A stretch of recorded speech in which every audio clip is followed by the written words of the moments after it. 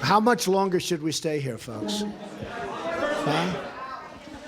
And I think, too, that I can say that in my years of public life, that I welcome this kind of examination, because people have got to know whether or not their president is a crook.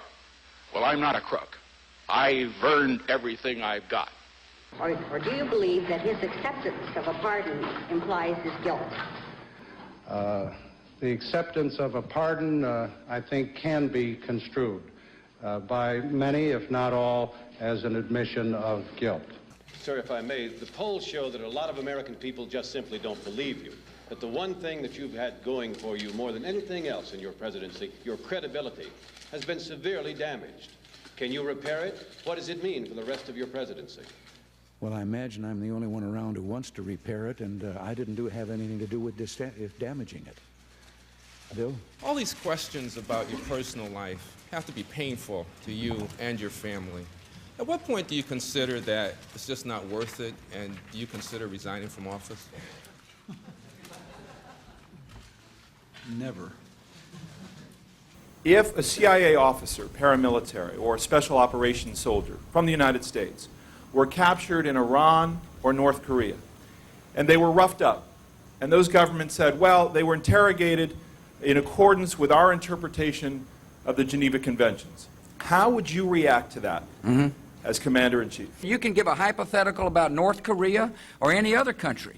The point is that the program is not going to go forward if our professionals do not have clarity in the law, and the best way to provide clarity in the law is to make sure the Detainee Treatment Act is the crux of the law. And I will tell you again, David, you can ask every hypothetical you want, but the American people have got to know the facts.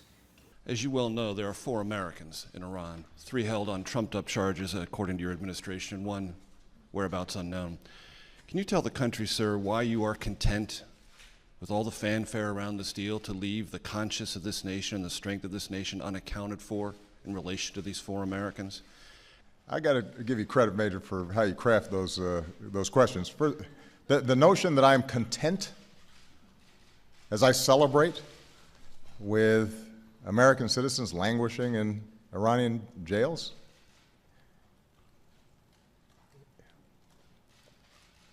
Major, that's nonsense. And you should know better. I've met with the families of some of those folks. Nobody's content. And our diplomats and our teams are working diligently to try to get them out. I want to find a friendly reporter. Used to say it was John. Are you a friendly reporter? Watch how friendly he is. Wait, watch how friendly he is. Go ahead. I've been good to the entire campaign, Mr. President. What we are concerned about, and what we haven't really heard being addressed, is an uptick in anti-Semitism and how the government is planning to take care of it. There's been a report out that 48 bomb threats have been made against Jewish centers all across the country in the last couple of weeks.